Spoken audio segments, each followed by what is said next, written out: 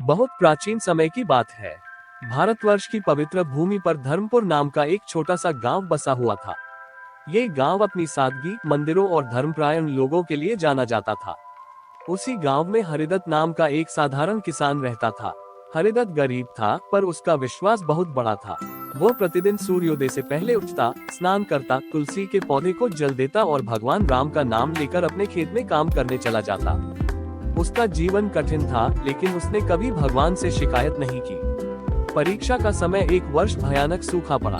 खेत सूख गए, अनाज खत्म हो गया। गांव के लोग शहर की ओर पलायन करने लगे। हरिदत्त के पास अब केवल 2 मुट्ठी चावल बचे थे। उसी दिन उसके द्वार पर एक बूढ़ी माता आई। कांपती आवाज में बोली, बेटा, 3 दिनों से भूखी हूँ, अगर कुछ अन्न मिल जाए तो। हरिदत्त की पत्नी ने धीमे से कहा, ये हमारे आखिरी चावल हैं। हरिदत्त ने पत्नी की ओर देखा और बोला, अगर भूखी माता को खाली लौटा दिया तो हमारा धर्म कैसे बचेगा। उसने बिना देर किए चावल माता को दे दिए।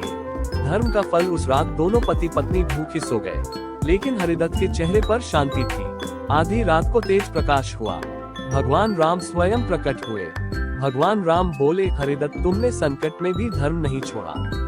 याद रखना, हिंदू वही है जो भूखे को भोजन दे, दुखी का सहारा बने और सत्य पर डटा रहे। सुबह होते ही चमत्कार हुआ।